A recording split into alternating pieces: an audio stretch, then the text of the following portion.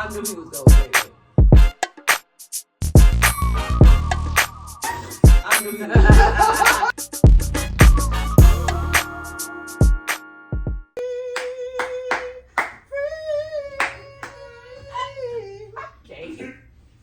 She irritated. That's a vibe. Not that's a vibe. What's a vibe? I'm just saying. That's the new intro. What is you doing, nigga? Right, he over here getting fresh to death. Yes, the nigga changing. I gotta pick up my grocery order. Are you changing, huh? Yeah. Oh my god. You're not the star of our show. Get your ass over here. We're gonna make you do the show topless. Topless. We still gotta do our topless episode. Oh yeah, we're gonna do a new episode. We have to have what, the pillows in front of us? Yep. I'm gonna put the sign in front of me. What's that? Yo, Unserious ass. Period. I'm here for it. Take two. You can't city. No. For free. No. Let's get join a Patreon. But Pay you still me. can't see these cities. No. Cause No. they mine. They my titties, nigga. Well, y'all, we have a guest. I don't know when he gonna get here. While he does his hair and makeup. Right. Looking like, what's his name? Usher. No, what's the nigga that played on The Lion King? Aaron. Oh. Aaron Pierre, that's Mufasa. Hey, Aaron Pierre, that's Mufasa. Aaron Pierre, that's Mufasa. This one your ex, they can't smell you. Right. He want us to say it. Y'all, he smells so good. He does. He always do, man. Thank you. Oh my goodness. Yeah. I don't think I ever explained the flow of the show. You're I know what we're unserious doing. for sure. We're just talking shit, but Oh. we start off with Okay, answering I'm these hungry. advice questions. Question 1. I have a medium spiritual guide, and she helps me a lot. I paid her $1,000 to cast a love spell to bring my ex back. He returned after 4 years apart, but now he's an abusive, alcoholic, and impotent. I can't afford another spell. Best advice to get rid of him? You got A curse. I mean, why can't you look into it yourself and see what kind of like magic you can produce? I'm sure you can conjure up a love spell of some sort. Well, reverse it. I mean, you don't sound like you tapped in all the way, but you gonna have to. It's gonna take some time. cut yourself and make him drink it. So make him crazy and drink her blood. That's gonna make him really stay. Maybe not. Maybe he'll get a little infection and Oh damn! You said she infected? Damn. I don't know. She done said Hell. you were infected. I'm still stuck on the Damn. $1,000. Well, I don't know, baby. You just gonna have to call the police. The light calling the police. Nah. But you might have to call them motherfuckers. She might have to call the FBI. They got a number? What's their number? I'm sure it's on Google somewhere. Cause What kind of therapy? Call the I don't know, fucking baby. FBI. You're going to have to call the police. We ain't therapists. We ain't never said that we was solidified in this. Certified, I mean. Well, We never said that. you're a pleasure coach. I'm just a Pleasure, I'm just a okay. real nigga. Well, this nigga not giving her pleasure, so I don't know what the culture on, other than to tell her, you gonna have to get rid of that nigga somehow. Poison his drink. Oh.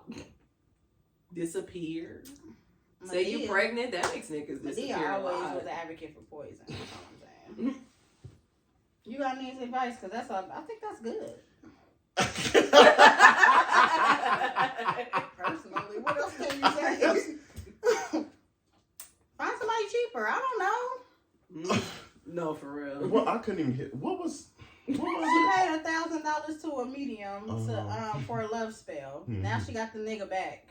He can't And fuck. now he's drunk. abusive and he's a drunk. He be slapping her around. You done added words, I know. but yeah. Dang. Dang. That's all I'm like. That's fucked Dang. up. Marina So- Bobbitt? She want to know what she that should do. sicko. Yeah, how to get rid of him. Child. No. See, you don't know either, friend. Listen, I know, but. Ooh. Okay, What you so- know? You do know? I can't What say you it. know? What you know? Act like you know, I can't act say like it. you know, act like you know, act. Oh, I'm sorry. Oh, well, she said she ain't got no money, though, That's what I said. to hex him. Why are you not Not even to hex him, but to. Cause undo the reverse it? She needs to reverse the spell. Yeah. And there's a multitude of ways that she could do that. Cord cutting. Mm-hmm. That's the first, and then, you know what? That's the first thing I was thinking. She could do a core cutting.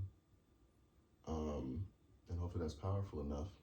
What's that? I'm weak. There's different ways you can cord cut. You can use I've used a black walnut bath. Mhm.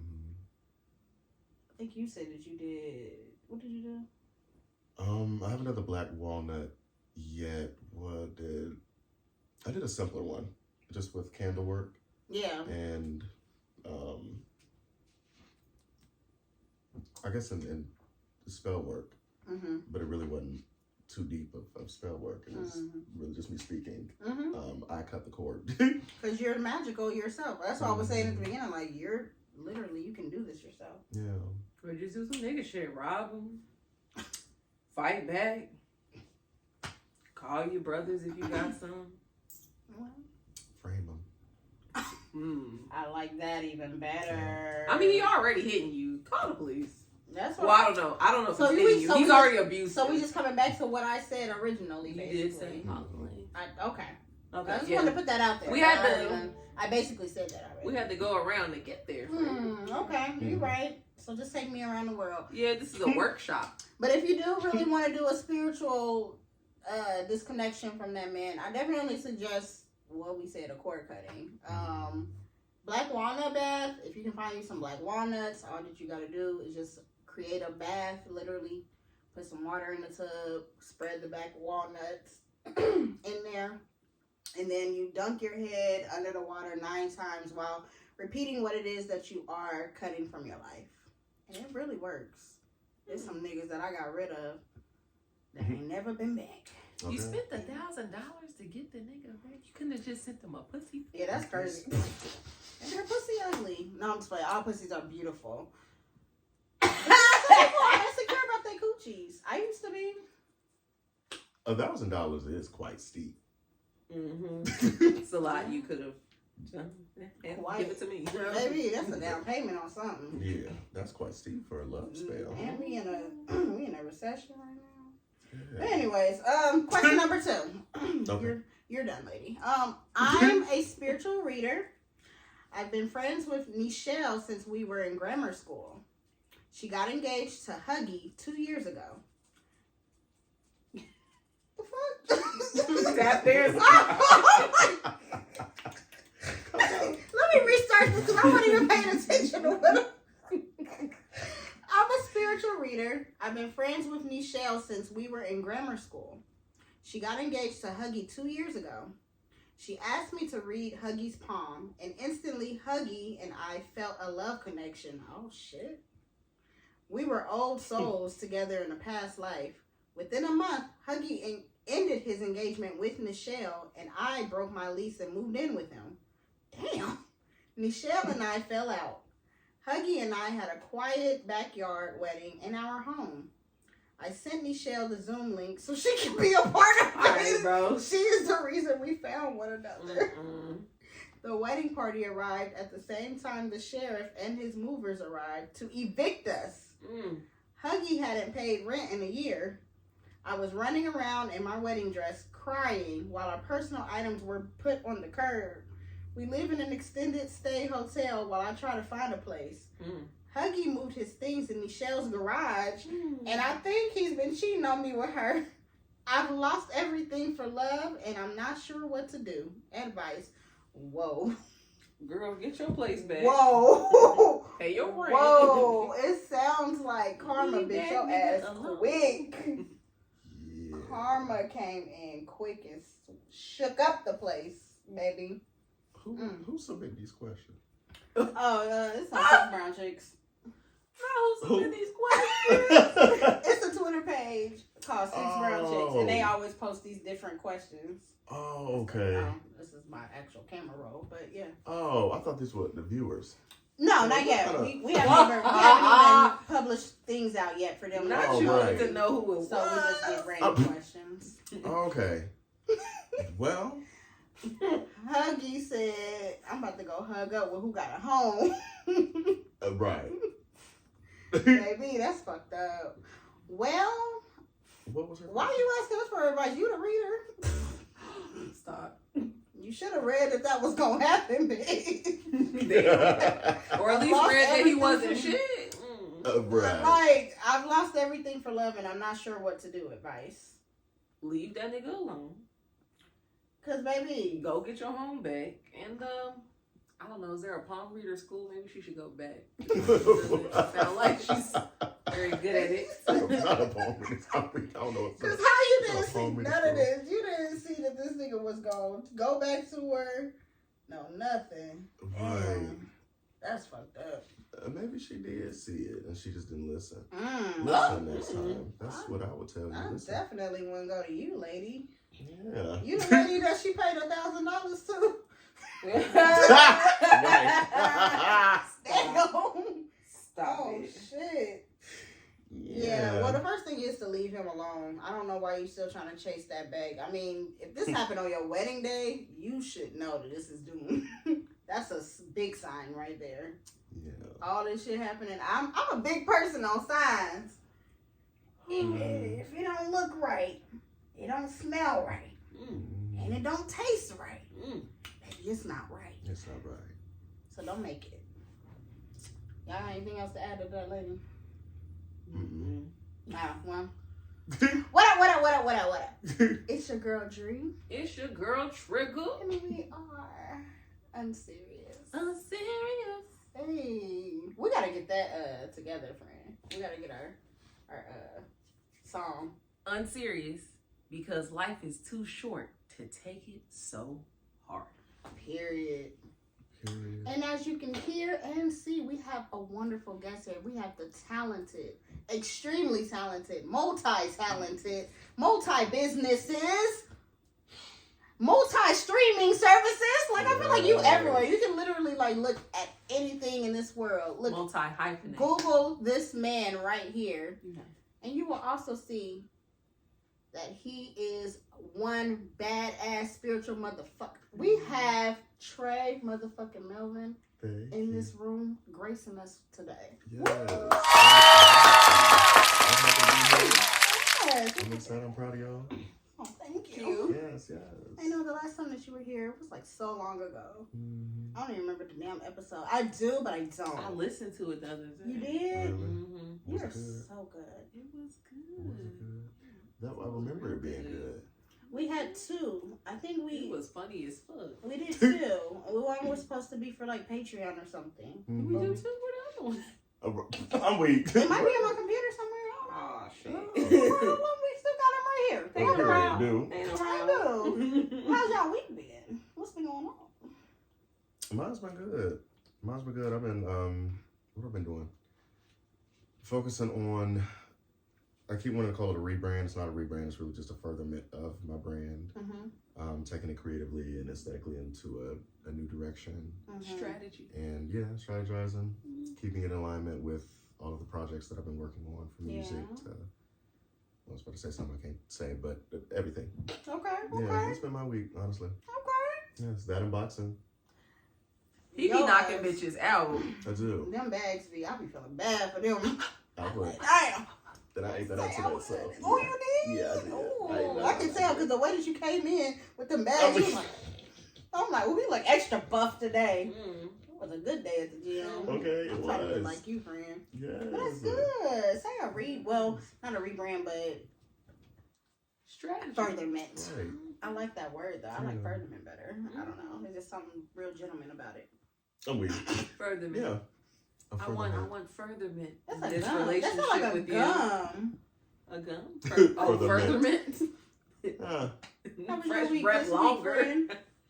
My week, it's been chill. Just, getting myself ready. Today was like, I felt like shit today. So I just Getting yourself ready for took what? it easy.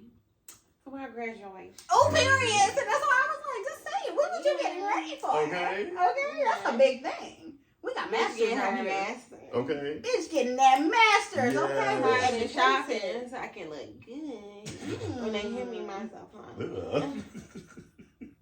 Yeah. Period, friend.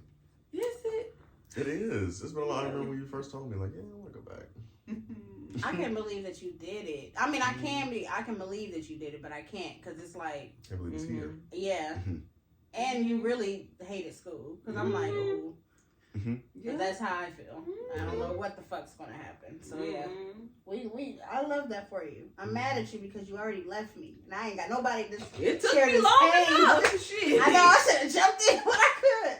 Damn. I'm weak. All right, it's all right. So let's get into these topics. All right, so I want to know from y'all's perspective, since we have the spiritual being that is my best friend Trey Melvin here. We're gonna talk all things spiritual today. What do y'all feel about the phrase "Be careful what you wish for"? How does that move you? I think that it's important to be mindful of your tongue. At all times. I'm very mindful of my tongue. Very mindful of literally everything that I say, everything that I speak. We call it spelling for a reason. Spell is in spelling for a very specific reason. People do not understand the power of what we speak. And we've had this conversation a few different times before, Dree. Yeah. It's so funny when we ask for, we got to be specific with what we ask for. So if we ask it for money, okay, in what capacity do you wish to get money? Do you wish to get money through your job? Do you wish to find it on the street? Do you wish to get into a 5-car collision and collect a check? The spirit gonna give you what you ask, but you got to be very specific. I had that broken foot with it too. The way in which you ask, and you got to be ready for what you ask for as well. Yes. Spirit ain't never. The universe cannot give you anything that you're not in perfect alignment with. You have to be very specific. It's one thing that I will say. Because, like, regardless of what you believe in, I think everybody, for the most part, can agree that. Well, maybe not everybody. Some people are miserable and they don't have any type of belief. But I feel like, for the most part, if we're talking about God, we're talking about spirit, we're talking about universe, whatever it is that you believe in, when you speak something, we know that it will happen. You have to pray for it, in other words. And so a lot of people don't realize that being specific is super duper important. Like, what are you going to feel once you do receive this blessing? I was in a video last night about manifestation, and I was talking about how I am trying to work on actually thinking and visualizing the feeling of what it is that I've asked for. Like, okay, I know what I want. I know how I want to get there. But what is the feeling like? Like, sometimes we get things that we ask for, and then, like, it's like, oh, damn, I wanted this, but I don't even feel nothing about it now. So it's like, what do you want that to even feel like? Like, what is that going to do for you if you do get this? So I think definitely being careful what you wish for also includes being mindful of what the outcome will be, too. Absolutely. Yeah, you got anything to add to that? Sounds like you brought up consequences of what you're asking for, and then preparation. Like that last thing you said, like, what does it look like? What does it feel like? You get it, and now you don't want it anymore. It's not quite what you wanted, or you wish it was something else. So it's kind of like, or you're not ready for it. So it's like, I guess you also have to be prepared for what you ask for. It's like, okay, like you brought up money. Okay, you might bring up the money. You might ask for the money. Be specific about it. I'm asked for $1 million like a million times. Be specific about it. But then when you get it, you don't know how to manage it. or so you have to be prepared for it. That's why I stopped even asking for money I think specifically. his light is off because the light not on. It's recording though. Oh, okay. Sam. The light not on. It's showing. Sam. Should I push? Oh, wait. It is still got the Should I thingy. Okay. Don't push it out because then it might. I don't want you to do nothing. If it's recording, we gonna leave it at that. But damn, I done lost my train of thought. My bad. Oh, I stopped asking for money specifically because I feel like,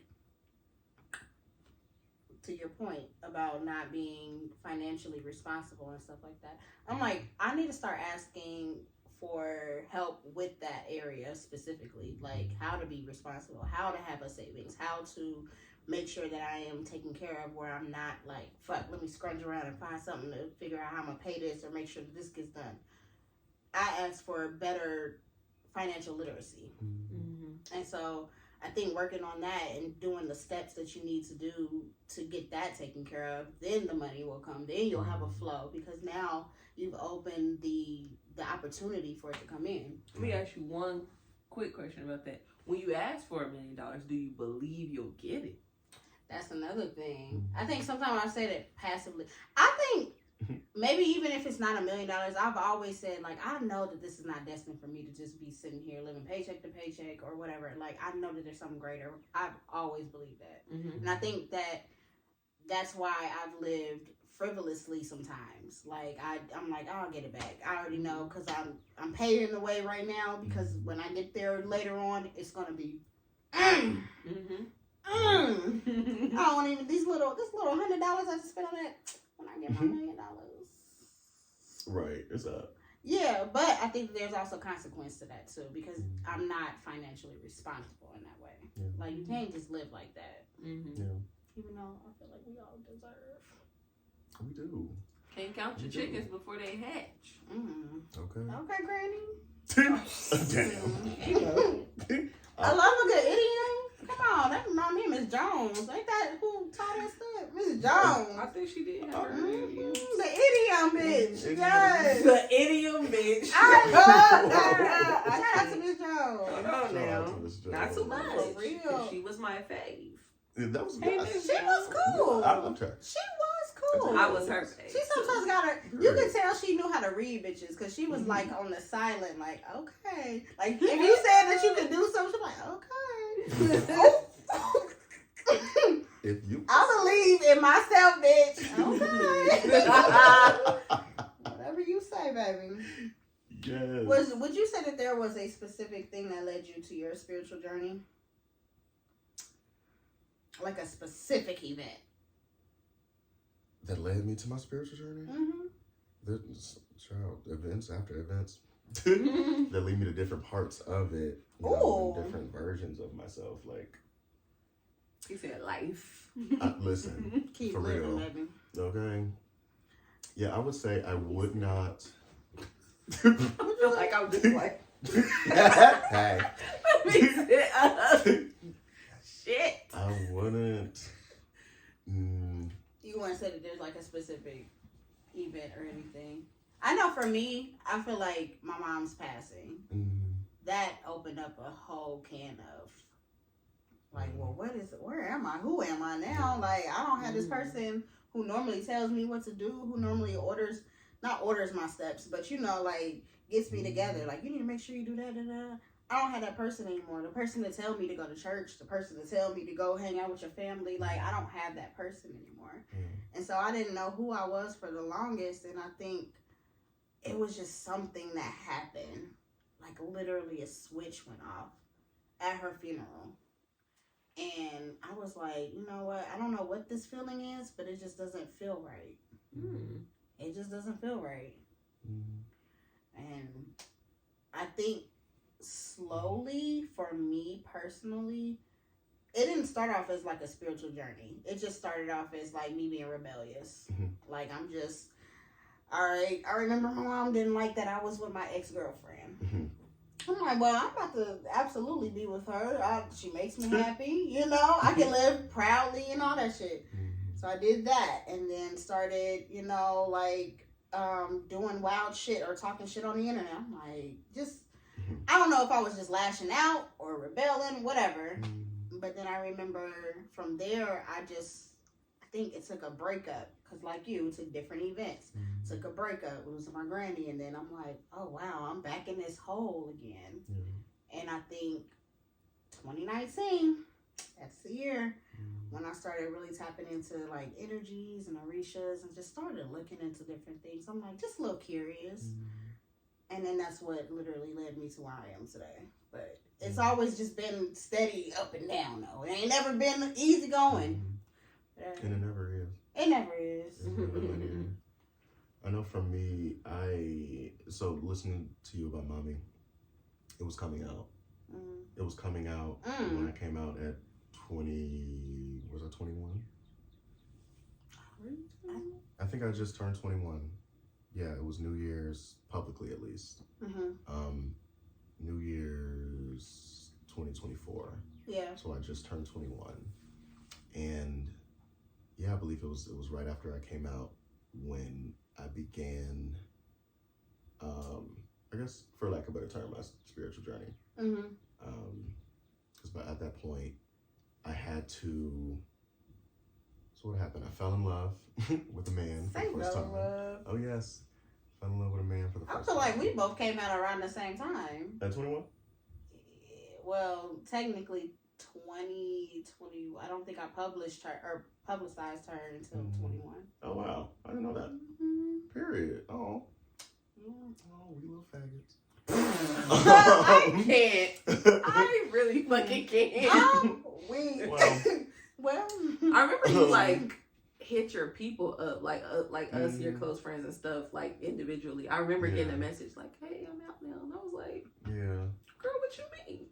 I'm weak. Like we. But then I was like, "Oh wait, that's not the response. Like we know. Like no, you don't know, bitch." Because I ain't tell you. Right. And I hated that. And most queer people do. Hated that. Hated that response. Like, girl, I already know. That does not make me feel better. That does not make me feel better. Actually. We was waiting on you at that time. Actually. Yeah, that did not make me feel better. Because then you just assuming. Exactly. Right. And most of my life, up until that point, I went through so much turmoil, so much inner turmoil, just trying to keep, for lack of a better term, keep it at bay.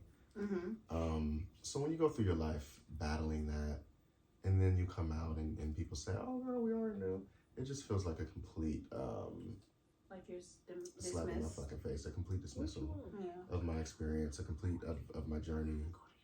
Of all the way. But yeah, I didn't like it, but it was coming out. Yeah. It was coming out, and once I came out, after falling in love again with my first man, and mind you, I had been in love with women before, very early. I've been around the block with love. Around the block. Shut up. I fall in love like every week. Say that. And then right back out. Right back out? You chew too loud. Bye. Who lost my train? Come back, train. You've had many loves? Or learn to navigate it, to begin navigating very early. Your spiritual journey. When I fell out of it with my first boyfriend. And mind you, we broke up before I came out, and that's actually what pushed me to come out. I was like, oh, I can never lose this again. Right. This is the greatest connection to love that I've been running from my entire life. I can't lose this again. And that's before that I had zero intentions of coming out. But once I did, I was like, okay, so this is confusing because this is the greatest love that I've ever felt. And this is outside of him. Mind you, me and him are broken up, but now there's nothing left but me. There's nothing left but love. And we can get into a whole conversation about really what love, what I believe love to be. Yeah. Because it's all very not selfish, but self.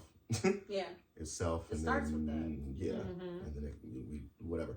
But I was like, this is the best. Meaning whoever told me this was wrong lied. Mm-hmm. And where the fuck did I learn this? Who told me this was wrong? So unpacking. Started beginning. Okay. Okay, church. So church told me I'm a demon going to the depths of hell. And I'm an abomination that's gonna burn forever. For quite literally loving. That's what started me too. Period. I mean, absolutely. I mean, obviously, like, you know, you come out and things like that, and people start looking at you crazy. But I think what did it for me, I didn't mean to cut you off. Go ahead, Frank. What did it for me, I took my then girlfriend to church with me, because we both went to church, but we went to different churches. And I took her with me, and everybody was just looking at me crazy. And I figured that it would obviously draw attention, but it's not like we were holding hands or anything. She was just literally with me. But people just assumed, of course. And I think it got back to me that the pastor at the time had something to say about me, saying that I was confused and I don't know what I'm doing since my mama died. And I'm like, who is he to fucking speak on me and what the fuck I'm doing? It was like, just, I was taken aback, and I was cool with that pastor. I thought that he was one of the coolest people. He was younger and all that. But it just took me aback that he just talking shit. Like, you the pastor, and you over here gossiping with bitches? Right. On me? On my man.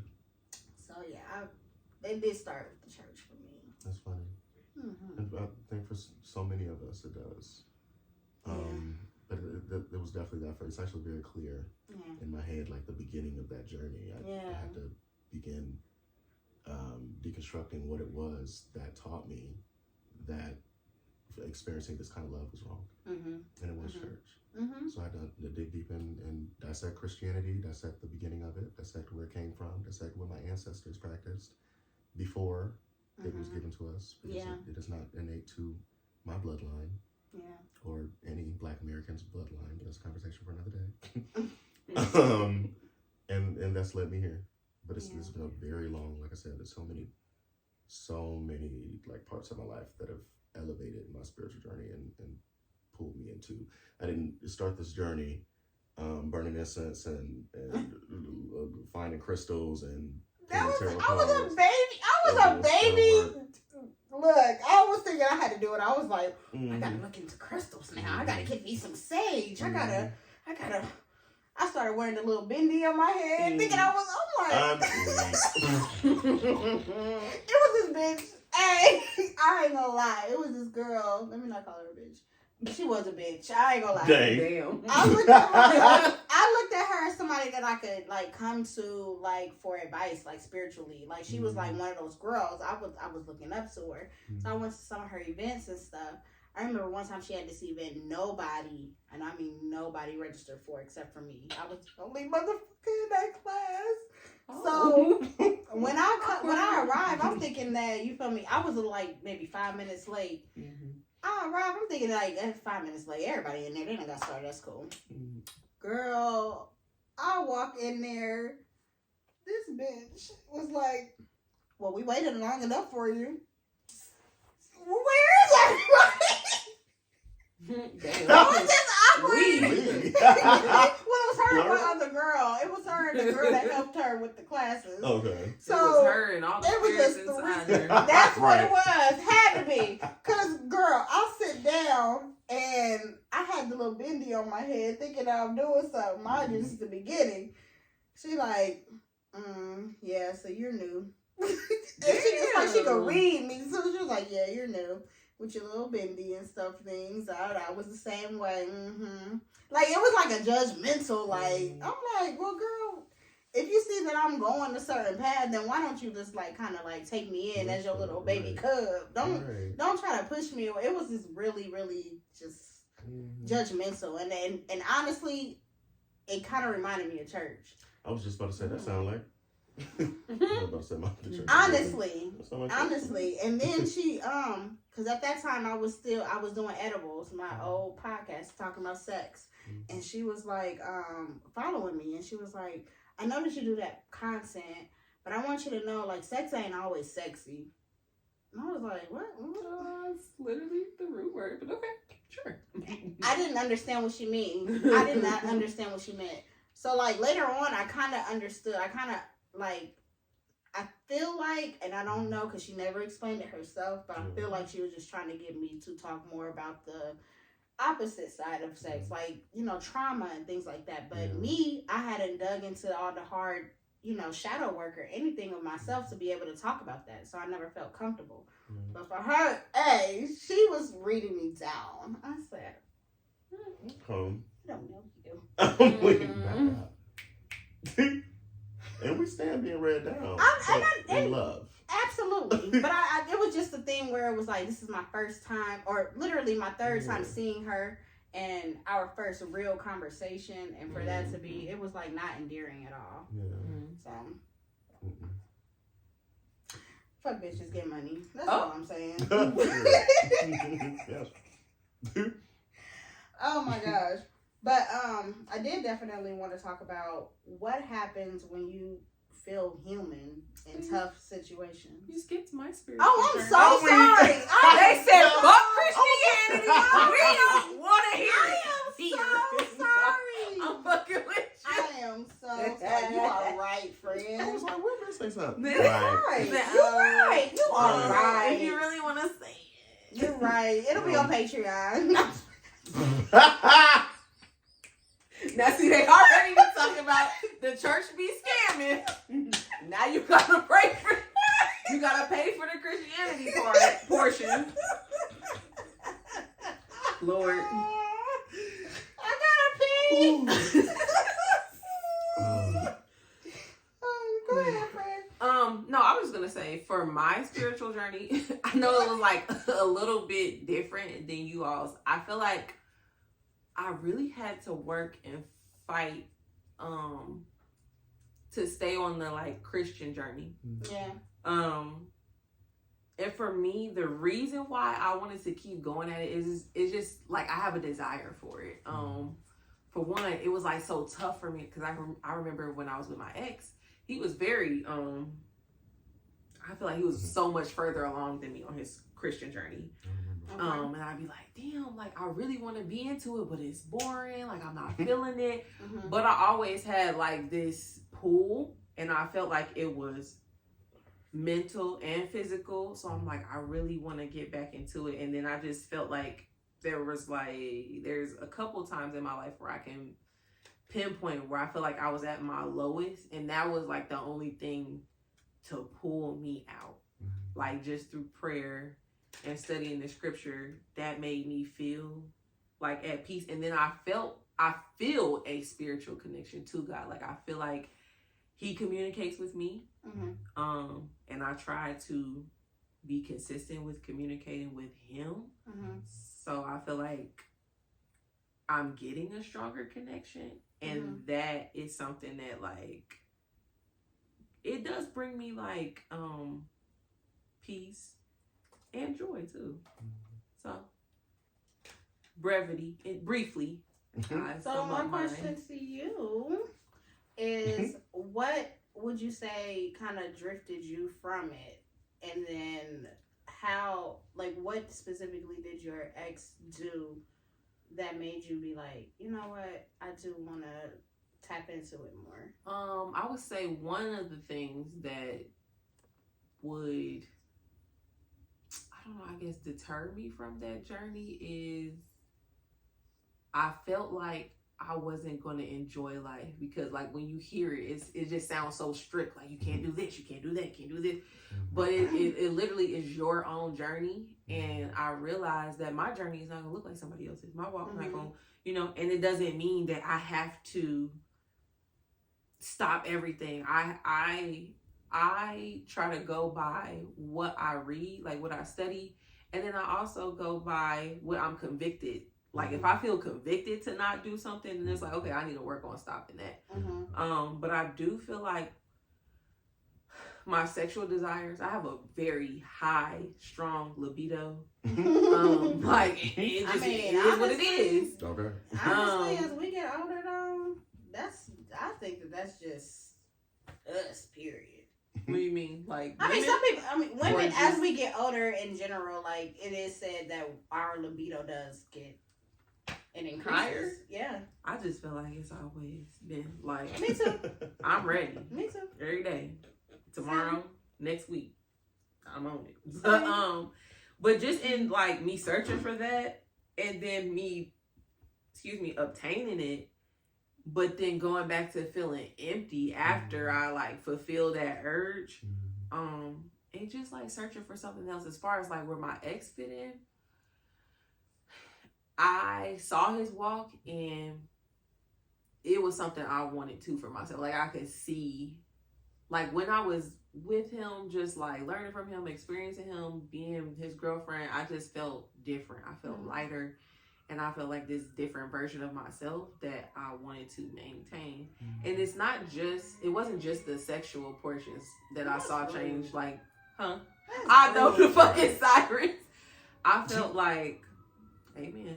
I felt like I saw the softer side of myself coming out, like, because I felt like people saw, like, people that know the younger me, they experienced more of, like, me being angry and blowing up at people, and, like, that stuff I had to work through, but just like my calm self, my softer self, me presenting my more intelligent self, my more bossed up, productive self, because the Bible speaks about being lazy.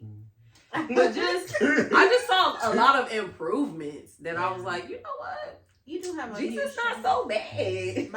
There is a big change that, of course, everybody is going to go through a growth spurt. And I know that you have changed so much over the years, just from knowing you from 7th grade to now. Well, yeah, I would hope so. 12-year-old me cannot be the same as 32-year-old me. We gotta. You right. Because if you ain't changed in 20 years, baby, you got to do something. There's something wrong. No, but I would definitely say, like, I feel like there are many similarities with, Christianity and just having a spiritual journey. Like, I feel like we can both agree that you have your own specific relationship with God. Yeah, and I feel like as a Christian, I want to be, I don't know how I want to say this, but I want to represent like the good parts of Christianity. I don't want people to feel like, oh, I'm judging them, or I feel like you going to hell. First of all, whether you Christian, Muslim, Jewish, you can't tell nobody where they're going because you don't know. I don't know. I could die tomorrow and think, okay, I lived a Christian life. I accepted Christ. I'm going to heaven. And then, boo-boo, guess what? Actually, you were wrong this whole time. Or maybe you'll go to the good place. Exactly. Like, you have to, I feel like it's your own journey and you have to follow that. But I don't want to ever feel like I don't want people to be around me and feel like, oh, she's going to condemn me. No. I'm your friend if you gay. I'm your friend if you trans. I'm your friend if you like, you know what I'm saying? Like, if we have a connection, we have a bond. Then you know what I mean? I don't want to be, and I feel like I want other Christians to get into this, like, don't condemn people, whether they're by race, by disability. Well, I don't understand where the condemning even came from. I've never understood. I feel like that's just a bunch of what the patriarchy part of it is. I mean, it does say call sin out boldly, but I feel like you have to be in an authoritative place to call that sin out. But it also says he who is without sin cast the first stone. So it's like, I'm not a virgin. So I would go and tell you, oh, well, you're wrong because you're gay. Oh, well, you're wrong, sis, because you're fucking. Period. If it's an authoritative person, I feel like no human flesh can tell me anything about what I'm doing is wrong. Everybody I do feel like if you're like, let's say you're a pastor or something, and you feel convicted to tell this person, hey, this is what I feel, or, you want to give them some advice or correction. Huh? You said, oh my God. She said, unless you Bishop Eddie Long. Bye, bro. I'm not dealing with you today. I'm just saying, like, that's why I said it's such a wide. I mean, he was without sin. You got to be living right to be telling people. You know what I'm saying? You got to practice what you preach. How do you know somebody is living without sin, though? Like, that's what I feel like that will be I think that's where I debate a lot. I mean, there's lots of caveats to it, but like pastors, preachers, they're usually, or they should be appointed. Like, I'm not gonna be like, oh, you know what? It's not a career like going to business school or deciding to be a graphic designer. Oh, I think I want to preach. Did God call you to preach, or you just felt like it sound good coming out your mouth? It's a spiritual journey. It's a spiritual journey for sure, but I don't know. I feel like there are what? I don't know. I don't know, because I feel like a lot of people are going to think like they've been called to do something, even if it's not just aside from spiritual things. Like, people think that they can rap. Oh man. People think that they can act. Oh man. People think that they can do hair. It's so many different things that people think that they are called to do. However, they're really not. And they actually go out here and do damage. They do more damage when they go out here and try to explore these things and fuck up people's lives. That's true. I mean, I don't know how you gonna fuck up somebody's life with acting. There's criteria for it. And it's funny you bring that up, because me and my ex had this convo. It was basically along the lines of, how do you know you're going along the right path? And I can't quite remember everything, but there was like a checklist. And basically, there's a criteria you follow that lets you know you're on the right path. If it's not bringing somebody, closer to God, if you're not bringing yourself closer to God, if you're not, if it doesn't feel right, like you said in the beginning, if it don't feel right, don't look right, don't smell right, it's probably not right. Yeah. I definitely feel like, for me, like I said, and also in the beginning, just healing and spirituality, it ebbs and flows. It always goes up and down. So I don't feel like personally, until you go through a certain journey, until you start doing, like I said earlier, shadow work, and really understanding who you are and who you are called to be, that's the only way that you can really understand, is if you go through that. I don't feel like it's just something that you can just wake up one day and just be like, well, I mean, it could be, it could be, but I definitely feel like if you don't even know yourself enough, how can you know what you are called to do? Yeah, it takes work. I feel like it took work for me to get to where I am, just like it took work for y'all to get to where y'all are. And for me, I'm walking my own journey. I don't try to tell or convert people like, hey, you need to be reading your Bible. If you want to and you want to talk about it with me, I'm open to that. That's fine. But and I love that. I'm not in this space to tell nobody. I definitely think that is more so, because I feel like of today, like the Christians that I know today, they don't do that, which I appreciate. I definitely feel like people like our parents' age and older and stuff, that was more so of their thing, doing missionary work and trying to tell you, like, Bible thump and things, and tell you what you're not doing right. I remember, didn't I tell y'all about that time these Jehovah's Witness ladies came out here and prayed for me?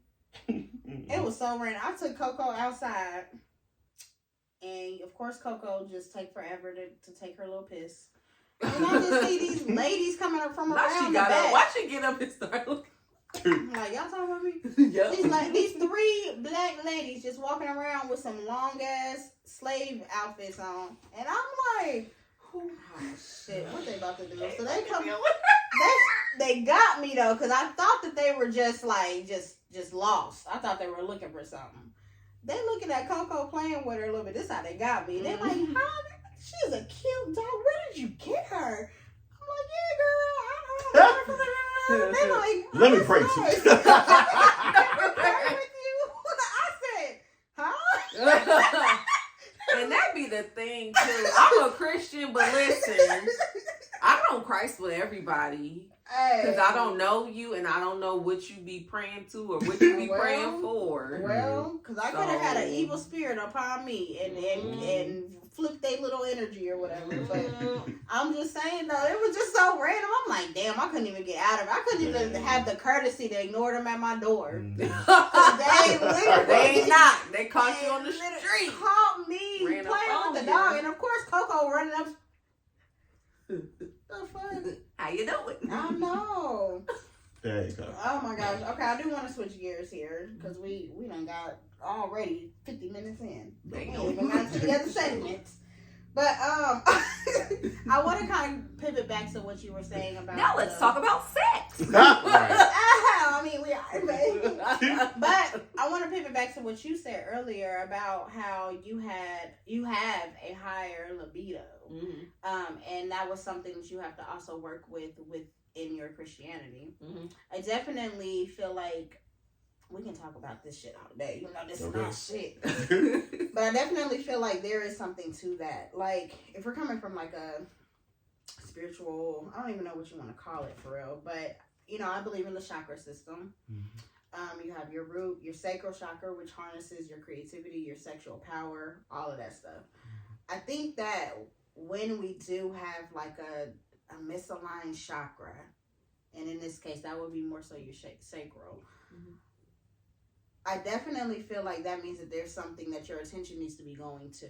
So maybe you are, since you're so horny, maybe you need to be putting that energy into like something creative, or maybe there's something emotionally that you're not paying attention to that's going on in your life. And usually that's exactly what that means. I know like 9 times out of 10, when I done had, especially in my whole face, baby, because I was still learning who I was. I didn't know anything about like this shit that we're talking about now. I didn't know anything about root work or nothing like that, and figuring out who I was.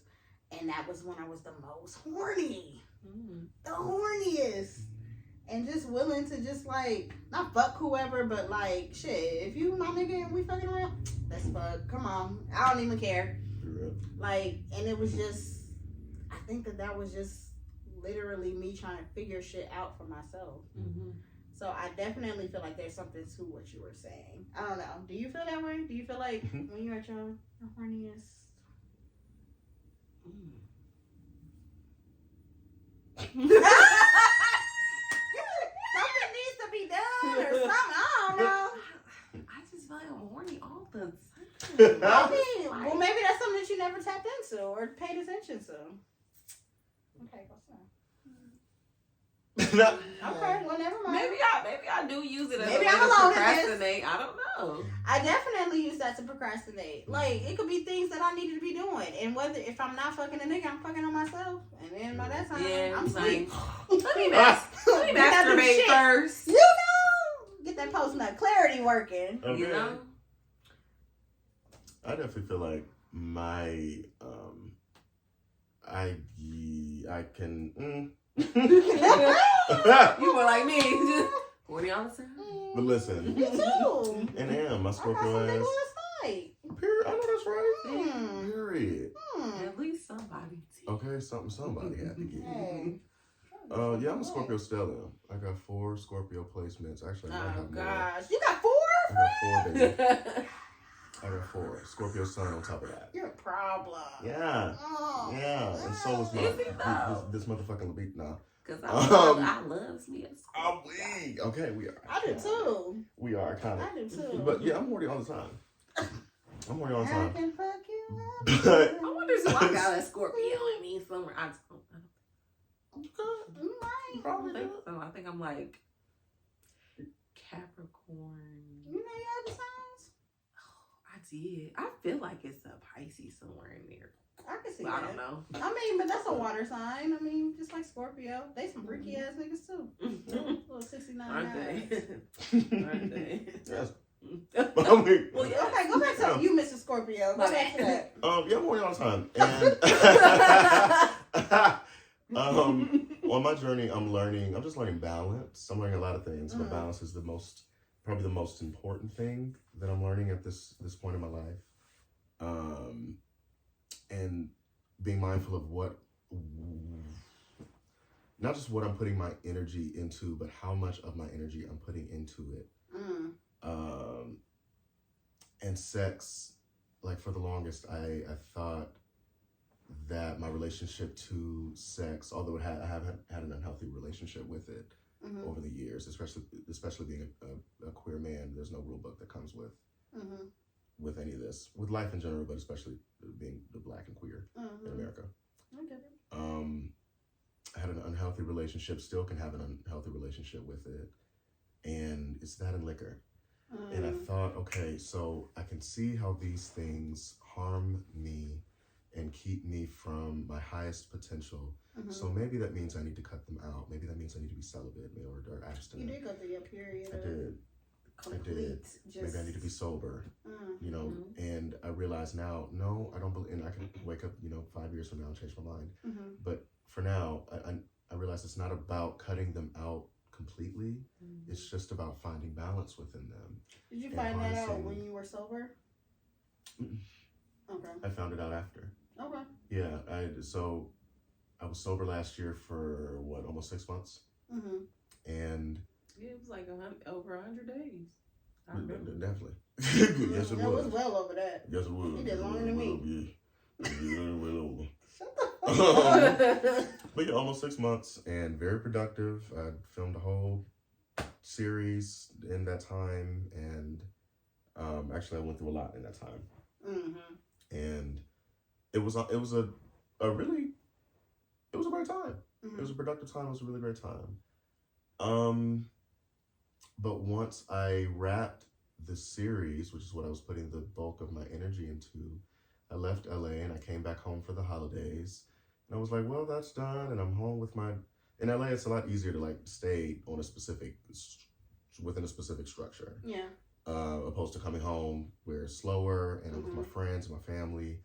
And there's stuff that we just are used to doing as far as drinking and turning up and all that shit, you know what I mean? And when I came home, I said, and I was battling with it too on my way home. Like, oh, I don't want to do that. But once I got here, I said, yeah, fuck it. Yeah, I'm gonna tap back into it, tap back into the vodka. And it was a really, that created a whole nother battle for me. But it took time after returning to liquor for me to realize liquor is not the enemy that I'm making it out to be. Okay. Sex is not the enemy that I'm making it out to be. It is my relationship with it. Okay. And as long as I can as long as I continue to cultivate a healthy relationship with the both of them, I can use both of them to my advantage. When I think, for example, about sex and sexual energy, we've spoken about this. Harnessing, so going back to like the sacral chakra, harnessing that is all where our hormones lie, and the creative energy, the action oriented energy, it's right there. And a lot of times we'll mistake it for I'm horny. I want to fuck. I want dick. I want pussy. I want my ass ate. I knew it was only a matter of time before they brought up eating ass. Yes, we do. Yeah, y'all know how I feel. That in a minute, friend. We're gonna do the real deal. We're going to ask. We are going to circle back. Yes. You can tell us just how much you hate it. Well, we talk about how much we love it. And we want to unpack why you hate it. We're going to get to the bottom of it. You don't like eating ass. No, the fuck I won't. No, sorry. Bless them. Now, I do like a Caesar salad, but I don't like a booty salad. Shut up. A booty salad sounds nasty. We'll confuse that energy with that's what we need. When the tea is just action. Yeah. It's potential energy. Yeah. Begging to go kinetic. And I'm learning I'm learning that, and so like for example, if I'm sitting down and I'm writing a script, writing a book, writing music, filming, etc. If I'm sitting down by myself and I'm working on art, I'll find, especially going back to being queer, sex is so readily available to us in ways and it isn't for my heterosexual counterparts. We got Grindr. You can just hop on the app and find some ass, some dick, I think that is also a thing of shame. Like having to, I think, at least for women, I will say, it is also a thing of shame. Like if you do want it, And I love the progress that we've made as a society where we're slowly trying to get into sexual liberation, but I think that there is a lot of shame and guilt still attached to our sexuality. Absolutely. So that doesn't even allow us, if we do want to just go out and have casual sex, it's still that. You can do it, but you'll never get married. Yeah, you're a terrible woman. You're not. You're a bad mother, etc. And then like I know like. And I've talked about this with y'all, how like I'm trying to really watch the energy that I put out there with partners and stuff like that. Mm-hmm. Like I'm trying to actually be serious. And I was like, I don't want to have sex just yet. I was putting a time frame on it. And that feels like I'm going back into that old pattern of thought, like thinking that it's just shameful to even have sex with somebody and think that I can develop a relationship out of that. And so like I was feeling shameful just recently fucking that man too soon. I'm like, but what's too soon though? I feel like what is too soon? It varies from relationship to relationship. Bye, bro. Thank you. You want to fuck? What was you saying? Unserious as fuck, man. No, I was just saying like I think it varies between relationships. Like it might feel right with this person or might feel too soon with the other person, you know? Yeah. I don't think that anything is ever too soon or too late. Everything is always exactly divinely timed and too present. Yeah. Because you feel like you find out what you need to know. Exactly. Yeah. When you're supposed to find it out. You're right. I know so many motherfuckers who fucked on that same day. Same day shipping. Same day. Hey. 5-10 years later, married, kids, but it was just the right person. Yeah. Mm-hmm. When you know, you know. Yeah. And if you fucking a nigga on that same day, fucking a motherfucker on that same day, and there's any tension, friction, etc., that just was not supposed to even happen. Literally. Long term. Now, maybe not the sex wasn't supposed to happen. Yeah. Shout out to the sex. Yeah. You know, if it fueled you, fed them. It do be feeding me, but damn, I want to be fed more. I want more than just the dick. The decay. I've had enough dick. Oh, now you want the ass. I want that too. Give me the dick and the ass, nigga. Now let's get into that now. Now we can keep it off my plate. You brought it up, so let's go ahead. Keep it off my plate. So, what are some kinky things that both of my friends like to get into? I don't think we've ever actually talked about this stuff. Really? I think the older I get, the more vanilla I get, and I like it. That's my kink. Wait, what vanilla, is it? Being vanilla. That's not a kink. That's literally the opposite of kink. Don't yuck my yum. That's not what it is, though. That's not yucking your yum. Don't you kink shame? My kink is not being kink. Like, what? There it is. Okay. I don't know. I want to say, But I feel like that probably is some sort of kink. Not being. I mean, deliberately, maybe. Maybe. I don't know. Like, it turns you on to not be. Kink is something that turns you on that is, like, not vanilla. Like, that is not the everyday. Yeah, but that's if you're vanilla, that is that's literally the everyday. Vanilla. Man, get the fuck out It's of black here. vanilla. All right, it's vanilla bean. We're gonna cut her. We're gonna somehow cut her out of the picture. That's crazy. Because bitch, you're pissing me off. Why? What is something that you like that not everybody likes, or typically everybody? It gotta be strap me from the fucking ceiling and fuck me in my ass. I'm trying to think, what do I like that other people wouldn't like? Or not even necessarily wouldn't like, but it's just not typical. That's not typical. I feel like you've told me something before. I don't think so. And it can be literally anything that's not just traditional. I mean, well, it might not be a kink. I was gonna say anal. I know that you actually do like anal. You love your anal. You love a dick up your ass, but you will not have a tongue in your ass, which is crazy. I don't really care for the So what is it about the ass licking? Is it the wetness? What is it? I think so. Yeah, because I feel like we talked about you this like dry on one of ass. our You like it earlier going episodes. dry? No, it's just like I don't need my ass ate. And I don't understand why You niggas gotta are get so that obsessed shit wet first, with- nigga. Like, come on. Yeah, man. you can wet. You can spit in it. But you don't like it wet. I do. So I'm still not understanding what is it about in the tongue hole, being but wet? like the whole ass, and then They don't have to lick the hole. They're not doing that. They licking the hole, the same part. lube. There's lube. For what?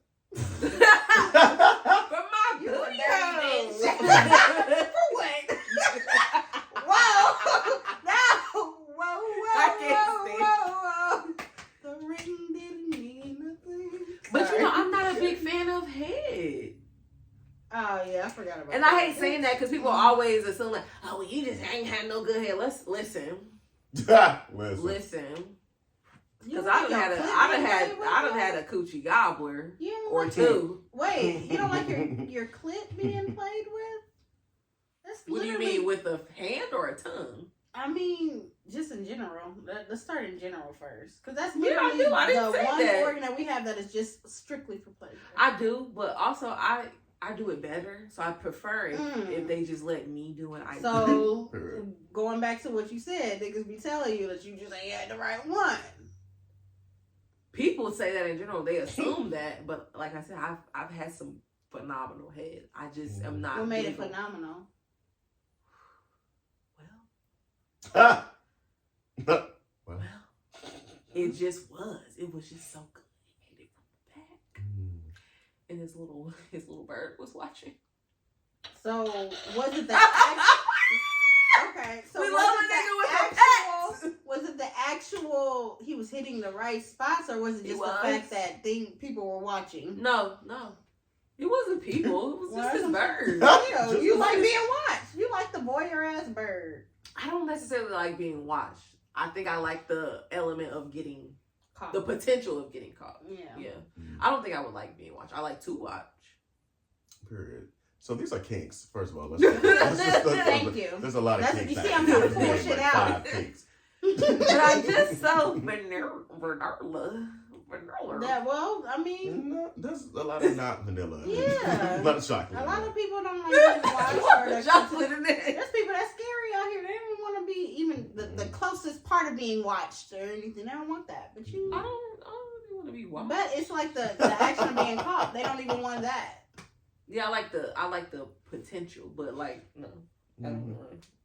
I don't Okay. necessarily I want get you to. Oh my god! I please look. I get it. No. Shit. I'm weak. I be back there. I had sex back there one time. Oh my gosh. Listen, It was under the Send stars. a text. I'm at the star, friend. I just drive. You can't see back there. I'll put you on FaceTime. What? I got you. Not drive by. I should have recorded that. That shit was great. You should have. The stars was I right don't there. like You being hear watched the either. beep, beep, The crickets. Really? Really? Mr. Yeah. Exhibitionist? Yeah, I know. And you like the spotlight? I do. Outside of my bed. Oh, but you do Yeah. take That's why I said, Yeah. Mr. the Nudist? pictures. Oh, absolutely. Okay. Yeah, I have my new museum. But you like your sex I to do. be. My sex, yeah, it's very personal to me. I feel that. Yeah, I like Yeah. that. I'm not even big on like threesomes and really anything outside of just being one other person. I'm not against it, Mm-hmm. but I'm not big on it. Really? Yeah, I do like. What are you big on? Oh wait, what are you big? What are you big That on? makes sense though, because I feel like if it's same sex as you just add an extra person for why. What you mean for why? I was trying to with my ex for the longest. I was trying to get a threesome popping. We couldn't make it happen. Nobody ever was scary. Scared for her. Fuck them. It's I different. get It's it, though. new. Yeah, I get it. She looks so Yeah. confused. Like what? I asked this girl to be in our threesome, and she offered. She said okay. Then one day she came over, and she recorded me and my ex having sex with our phone, but didn't join. Well, maybe she thought she was the camera girl. Right. I'm at work. Girl, fuck you. Fuck you. I hope you watch this one day. I've got a job. Bitch, you did a terrible job. Shout out to her. No. Why y'all Okay, like to eat ass? Why? Why you doing it? Well, yeah, love to eat ass. Love my ass ate. It's there. All no holes barred. What horrible decision say? No. I mean, you got holes everywhere. Would you let somebody put their tongue up your nose? You gonna lick somebody's ear hole? That's not the motherfucking That's not point. even like Well, a sexual organ. How you know? So, I mean, if somebody wants It get wet. it don't. I don't. Whose ears getting wet out here? When it's wet, it's wet. My ears don't. And your sweat. nose, that get wet for real. Look at his face. And that's how I feel about eat ass. And they want me to eat it at all. and I get it. I do. I get it. I can't relate. And I used to Can't talk all relate. type of shit. I just remember, oh my God, on my Facebook posts and shit in high school, like, oh, you niggas out here eating ass. You said Child, I that? sure did. I didn't know niggas ate ass in high school. You didn't? No. Do They I was- did. I didn't hear it. I ain't gonna lie, I was sheltered until I feel like college was when niggas really was like trying to be more accepting Yeah. of it. Yeah. Yeah. That's when a nigga ate mine. And I was like, sir, I didn't even know ass ate. I think you don't have to do this. we tried it and it tickled. And it was like, feels very doughboy. But, you know, we move forward. Okay, so I want to unpack why is eating ass so gross? Like, Because it's an asshole. just because of the fact that it's an asshole, Yes. Ugh. it feels so Yuck. fucking amazing though. It's Like, not all that. And then it is. And then it's the fact that I have sex with men. Heterosexual men at that. Not all men are dirty. You feeling me? You feeling me? Cricket. No, I mean, 'cause straight the niggas Straight that I've had have all been great, clean, Great. literally no sniff, smell, nothing. They be hairy. No, they be nice and shaved. I'm I was like, about to- That's awesome. I get for like the average straight man. I get like, oh yeah, Hello? I'm not putting my motherfucking tongue toward that. Yeah. You know? But it just sounds like you fucking niggas who don't clean their asshole. that's what it sounds like, and that's No. childish. And I'm not saying that they're dirty. I'm not saying the niggas I fuck are dirty. They don't stink, but I don't be back there like No. you could get a gooch lick out of me, but your ass crack. You already there. No. You gonna go to the gooch? You might as well just go one little half an inch lower. Mm-mm. It's literally there. They meet in the same place. No, and then shout out to my Africans. I love y'all, but they be eating fucking goats and shit. I keep forgetting. And you think I'm finna what? You just ate a cow's liver. What does that make you? A goat? You ate a cow's liver. Bitch, that makes you the goat. Huh? And I'ma eat your ass? Let me lick a goat, nigga. That means I'm a goat. What?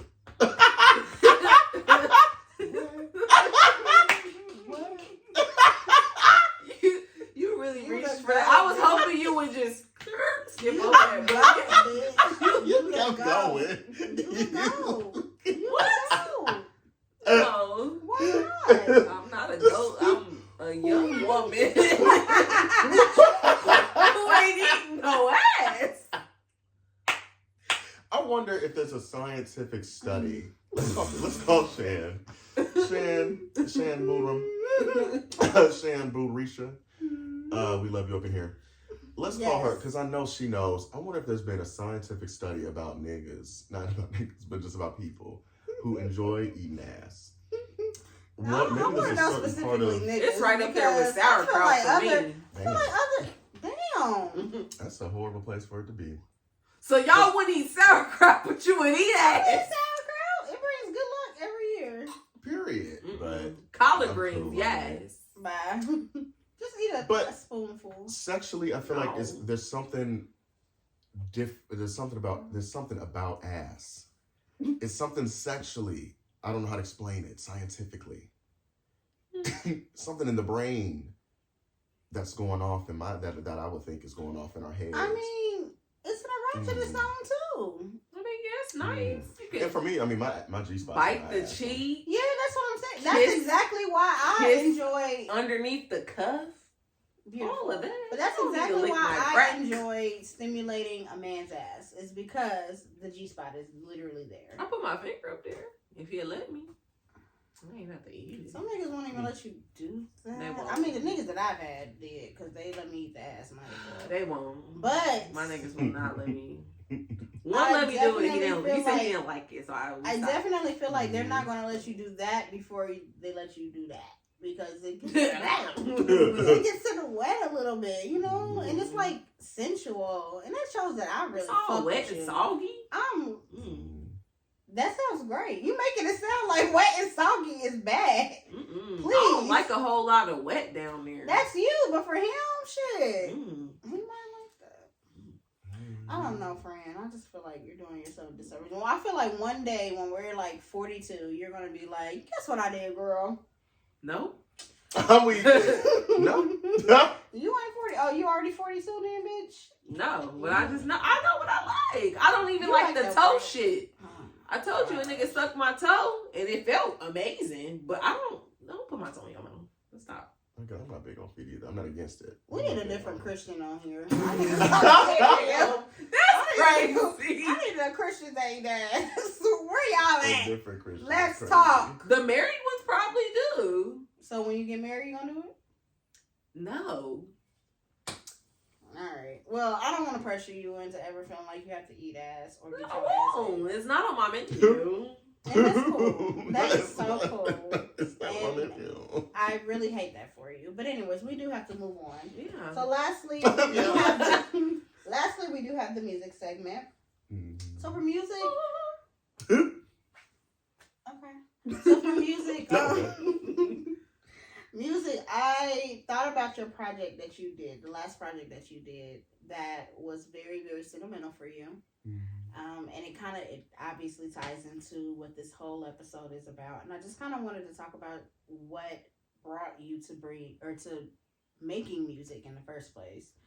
Or I know, but the people don't know. And then also why that project.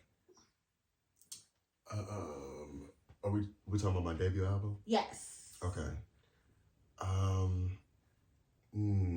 So music has, art in general just like flows through my bones. It saved my life. And it keeps saving my life over and over and over again. This one, I was just talking to one of my producer friends about this on my way here. It's going to keep saving our lives. Yeah. And it's such a difficult relationship. Difficult how? In so many different ways. There's no turning it off. And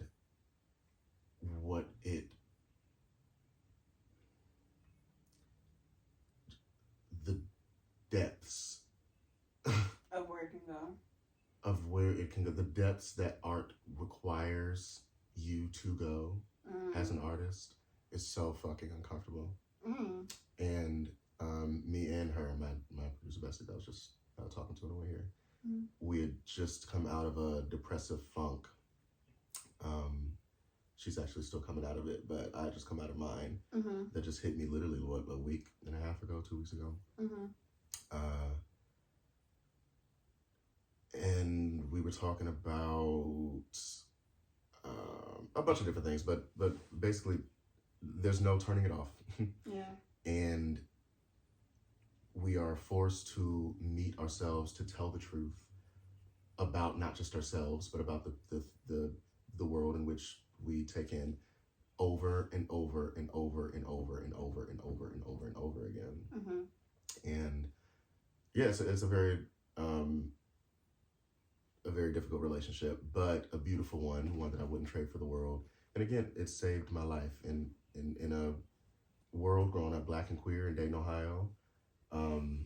It was too black for the white people, too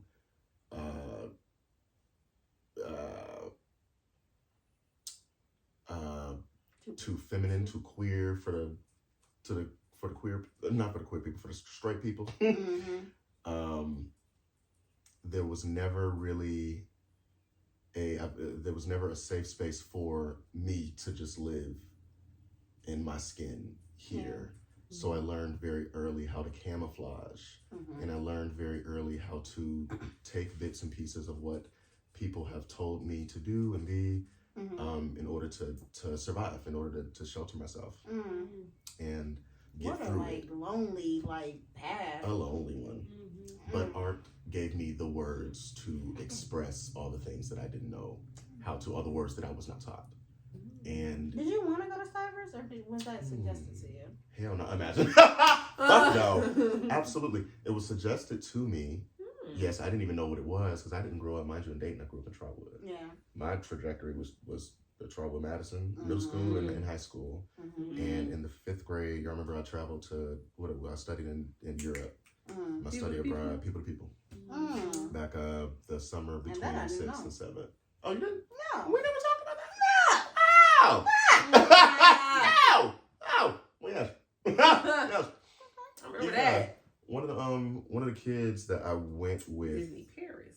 Oh, you hoes. Okay. You did do that too, huh? I did it in middle school. I went to Australia. That's right. Oh my God, I forgot about that. Where the fuck was that?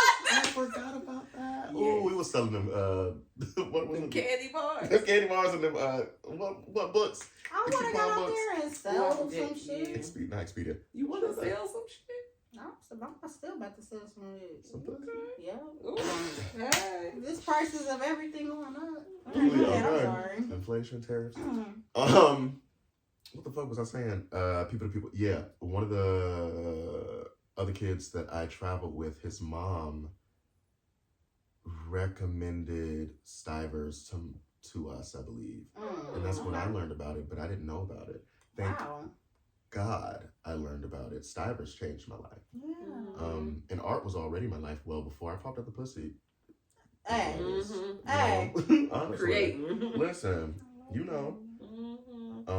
But Stivers gave me that place to express it freely. I don't see you at any other place. I could not imagine. I just wanted to go because we didn't have to wear uniforms. I was like, I'm getting in this motherfucker. Did any high school have to wear uniforms? Middle school did. Oh, well, middle schools, yeah.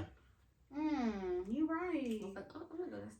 That definitely, because like Fairview definitely had to wear uniform. I was about to be in no more blue and white or no red and khaki. Hey, ain't nobody want to do that. We did have to do them. Dang, I forgot we had to wear uniforms in elementary. I feel like my old elementary school told me about Stivers. Like they were trying to prep us to go because I was in band at the time in elementary, and I was in choir, and they was like, "You gonna play the saxophone?" Bitch, I don't even know how to play Marietta. Look, I'm like, period. I look like Marietta. Went up in there with $1 and a drink. I ain't did not a lick of acting other than a little pageant at church. Period. Went up in there, did that little monologue. And got right on in. Got in, and I did my song. Got on in. You feel me? I said, shout out to you, Miss Thomaselli. I owe you. I always say I owe her so much of my life. She was just a second mother. Literally. And the things that she instilled in us very early. Very early. She didn't play with us. She was somebody's mama. All of ours. But she did not play with us. She did not play about theater. No, she did not. She did not play about her whole life was theater. It was. And obviously earlier on, we looked at it like, oh, she's doing too much. But you see it now for exactly what it was. I can see that with a lot of the Magnet teacher, even the ones that I didn't like, Deshona. Like when I just ran into her like 2 weeks ago. Period. Literally. And she was like, I was like, you don't remember me. She was like, what's your name? And she was just it's just like that energy she possesses. You can still tell. It looked like she was about to frolic on the I'm like, I love it. But yeah, that school definitely changed my life. Changed my perspective on a lot. Changed it. Really molded us. Thought I was going to go to Colonel White. That's where I thought I was going to go. And they took the arts away. They took it away. Took it away. Pussy don't feel me. Okay, go ahead. What? But die 1,000 times. Okay, how did we get here? That's the name of the project, by the way. Or this album. So the album is actually titled Amphetamine. Oh, wait. And Die 1,000 Times is the first single from it. And I really put me in my place. Listen, because I've only actually said the album title a couple times, under my breath. But Amphetamine is the name of the album, and Die 1,000 Times, the first single. Where are we at? 25? Yeah. That was released. Oh my gosh. 20. Almost 3 years ago. 22. 22. That was the summer before I went off to New York. It sure was. Then went back to school. Damn. But Die 1,000 Times. So Amphetamine in general. Well, are we talking Amphetamine or the debut? Let's talk about Amphetamine. Okay. Amphetamine, it started off an EP. Really just to kind of honestly inspired by JoJo. Shout out to you, JoJo. Love You Down. She released an EP, Trying Not to Think About It, back in 21. It might be just crazy to think that much time has passed. But you would think that she's speaking to a person, you know, that she's speaking about a relationship with a person, with a man, etc. But she's for the bulk of it speaking about her relationship with her mental, relationship with anxiety, with depression, etc. And that inspired the shit out of me. Like, okay, as someone who also lives with anxiety, who has lived with depression, who lives with ADHD, a host of conditions. How can I continue to make friends with these things that I live with and will never not live with, you know? I can write a love letter to it, you know, via music. And Die 1,000 Times, so again, it was supposed to be just an EP, and then after I released Die 1,000 Times, I realized there was more to say, so it became an album. But Die 1,000 Times specifically is about my relationship with my spiritual health, my relationship with the ways in which I have rebirthed over and over and over again, searching for self, but through a broken, trying to like repot myself in broken, like fucked up soil, fucked up dirt, and that was Christianity for me. No shade. But that I kept trying to plant myself in ideologies that were given to me via, and not just given to me, given to the people around me who were giving it to me, stemming from Christianity, stemming from, again, no shade, a religion that was put onto our people from white people in order to control us. Now, the ways in which that y'all take it now and make it, you know, something greater and see the spirit in it is a whole different thing. But the sole form we learn. Literally, how we were brought up. The patriarchy in it. Come on. Christianity, quite literally, they made sure, for example, Black Americans, they made sure that we could read that Bible. We were in church every Sunday, but we could not read anything else. We could not read anything else. People say, oh, there was Christianity in Africa. Well, yes, but have you studied where it originated from, when it originated from, what kings and were selling out our people? Because we were selling out our own people. Have y'all studied that? No, I don't want to have a conversation with any of you until you do. No, for real. But yeah, Die 1,000 Times, it's that breaking away from those ideologies, breaking away from that, and learning to heal myself over and over and over again, heal the relationship with the anxiety, with the depression, with the ADHD, with these things that keep me sane or coping, your coping mechanism. That keep me away from my highest potential. Yeah. There we go. That keep me furthest from it. And following what helps me break out of that, break away from that, which is spirit. Which is my relationship with my ancestors, which is my relationship with the Orisha, with the spiritual practices of my ancestors before Christianity was quite literally beat into them. And I just love that title. Let's just put that in there. Which one? Just Die 1,000 Times. Oh, period. Because Thank you. it's literally like, if you just think about it, like throughout life, we're going to always shed some part of us. We're going to shed from your religious beliefs or just things that your parents have taught you in general. Shedding the relationships that we have, the toxic relationships we have with people and things, and you're going to constantly go through that over and over, and then have to keep refiguring out who you are. And that's why it's so appropriate. I love that. And that's quite literally what it is. And I'm Scorpio stellium, y'all, ruled by Pluto, child. Death and rebirth is our tea. Oh, Pluto? The darkness, honestly, Scorpio, the darkness is our tea. And most people are afraid of like the darkness. Most people are afraid of shadow, of their shadow. They're afraid of pitch black. And we're the ones that come in and say, hey, babes, hold my hand. So ain't no way to the motherfucking light without this. So hold my hand. So much dark, but there's so much beauty in the let's dark. walk through it, yes. It's so much beauty in it. Yes, we're the alchemists to turn quite literally turn darkness into light.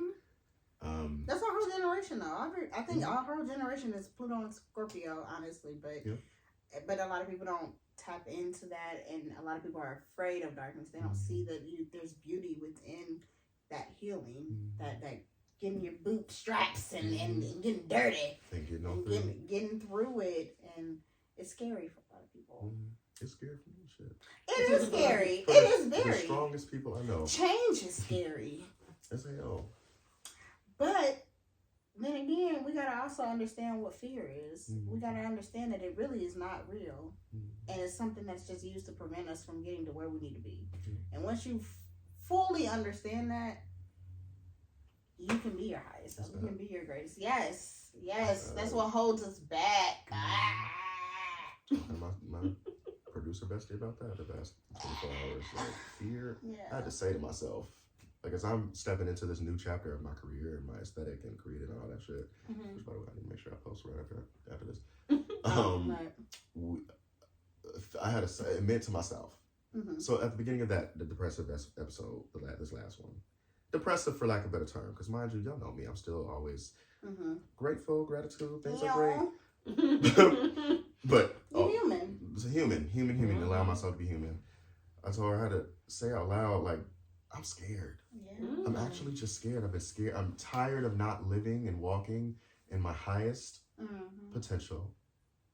Walking to my highest potential. Within the lane, the path of my highest potential. And it's quite literally, and I can tell myself over and over again that it's something else. It's this, it's that, I know too much now. I feel too much. I've grown too much. I know too much to point any finger anymore at anything that is not me, that is outside of me. And I hate that. But it's also beautiful because then you realize, oh, all of these different fucking scary, like all this different shit that I'm feeling, all these different weights I'm feeling, there's only really one overwhelming emotion under that, and it is fear. And this was not something that I was born with. I was not born afraid. We weren't born with a lot of shit. We were born as kids. We are the most inquisitive. We don't have a care in the world. We think that everything should be ours until we are humbled into believing that things they just can't be. So I mean, like that's no shame to you, or that's no fault of yours. Oh, I didn't now say. We have. Well, I mean, I'm speaking in general. For everyone. It ain't my fault. But it is something that, unfortunately, that we are tasked with having to heal through and to break that generational curse. Like your parents projected. No, for real. Your parents projected their fears and their insecurities and things onto you, and now we are left with that to also bear. So it's tough, but it is tough. We are farmers. Magical. Sorry. I'm sorry. Unserious as fuck. Get her off the show. Get her off. You're fired. Boom, ba, bum, bum, bum, bum. But yeah. They're fair enough to play with. Yeah, it isn't. But we are. I'm glad that we are overcoming that. When the first step is acknowledging it. Exactly. So what is next for Trey Melvion? Quite a bit. This music, finally, that I've been sitting on for years. Not being scared. You finna rap. Shut the hell up. And honestly, actually, yes. In the EP that comes after the album, yeah. Oh, we get more! See? And I'm good. They be calling me sidekick. Right, we do for a reason.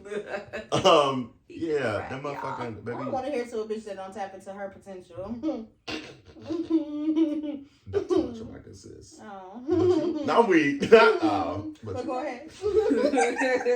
No, but for real, yeah, I got bars bad. If I wanted to, And like, do. fuck everything. And do. I feel like it's hot. I know. I already know it's gonna be hot. Yes. I know.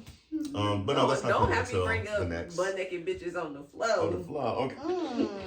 If you need somebody to twerk in the back, I am your girl. Listen. We'll keep you on. Thank you. You're welcome. No, that's not coming until the later. But yeah, music. A lot of what we've spoken about today, actually, I'm just gonna say it. I'm writing a book. I'm writing a book. Yes. Hey! And I'm buying a copy, and I want it signed. Period. And we'll be doing that. I'm going to give you mine. Sign it before hers. I'm weak. Thank you. I got you. Yeah, writing that book.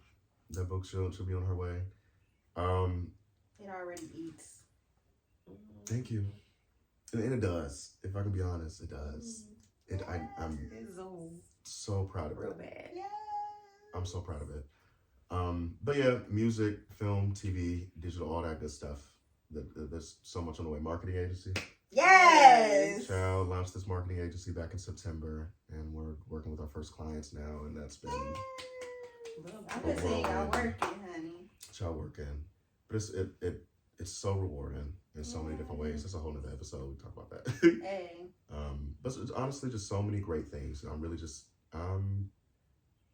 filled with so much energy. Y'all know that. And gratitude. And I'm in gratitude. Cause it's the way you walk, friend. Just knowing you, just having the privilege of knowing you on a deeper level, and just seeing how far that you've come as well. Like how I said with Kara, just seeing how the both of you being able to witness that growth and being able to also call on you whenever I need that fine-tunement myself. Because we have the greatest. Hey, no, for real. Honestly. And honestly, just being able to just be in your presence is always. Thank you. I know you told me one time I had the aura, but it's you, friend. You got that aura. It just be like. Thank you. Touch. But I still stand by what the fuck I said. That you also do, and as do you. And I receive. As do you. I absolutely receive. So, like I told you before, energetically, baby, it is impossible to be around it, to be in the space, in the presence of anything that is not in a direct reflection of you, that is not in perfect alignment with you. Yes. And I know I'm kind, so that must mean y'all real. And for us to have been in this for so long, I mean, it's been 7th grade, me and you, been 20 years. Yeah. Birth with you, growing up playing enough in church. Like, come on. We've been in this for a long time, and it's such a blessing to be able to still be here together. Like, to be able to walk this life, literally, and see all of these different versions of each other. The good, the ugly, the everything. The transforming, yes. Mm-hmm. It is beautiful. It is. But I'm so proud of y'all. I'm grateful to be here. Proud of you. We are absolutely proud of you. Thank you. Always. Well, you know where you can find them. We will put it at the very bottom. But if you need an introduction, if you need all that shit, then baby, where the fuck you been at? Where you been at? Google them. That's all you gotta do. Tiana, tell us that. Literally. Google my baby. Hello? Google me, baby. Love you, damn, one thing I forgot to talk about. We'll talk about this just in our group chat. Damn. I forgot to talk about the Met Gala. Did y'all see some of them fits? Oh, I did see some of them fits. Speaking of Tiana. Yeah. We can talk about the chat. Yeah. But anyways, once again, this has been another episode of Unserious. Thank you so much for tuning in. Like, share, and subscribe. Yes. We out, bitch.